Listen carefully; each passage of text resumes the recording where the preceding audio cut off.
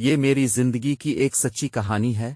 یہ ایک دن کی بات ہے جب نورین ہمارے گھر کچھ دنوں کے لیے رہنے آئی تھی۔ نورین بہت شیئر کرنے والی اور معصوم لڑکی ہے۔ جب یہ واقعہ ہوا اس وقت اسے سیکس کی کوئی پرواہ نہیں تھی۔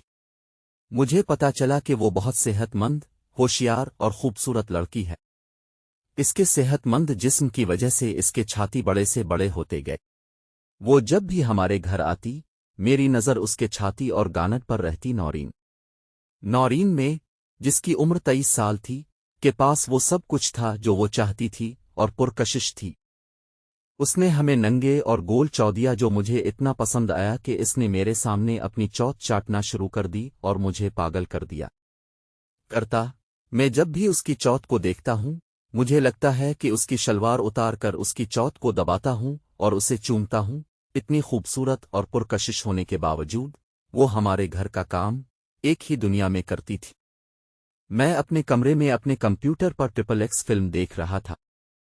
اچانک نورین کمرے میں آئی لیکن میں نے فلمی بینڈ نہیں بجایا کیونکہ نورین شریف اور معصوم لڑکی تھی۔ وہ دیکھتی تو شاید سب کو بتا دیتی۔ وہ واش روم سے نکل چکے ہوتے۔ اٹھ کر واپس اسی جگہ پر جانے کے بعد میں صبح سے ہمیشہ اس کی طرف دیکھتا تھا۔ اس نے اتنی ہلکی مگر بہت تنگ قمیض شلوار پہن رکھی تھی جس میں اس کے کولہوں بھی کھلے ہوئے تھے۔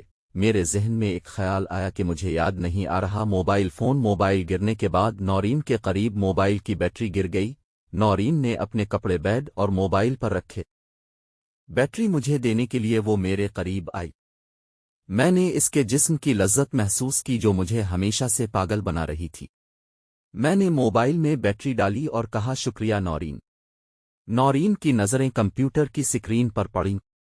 میں کمپیوٹر پر گیم کھیل رہا تھا لیکن XXX فلم دیکھنے کی وجہ سے اور نورین کے چہرے کی وجہ سے میرا لنڈ چیا گیا تھا لیکن ڈھیلے پتلون میں اور نورین کو ٹی شرٹ کے چہرے سے زیادہ نظر نہیں آ رہا تھا۔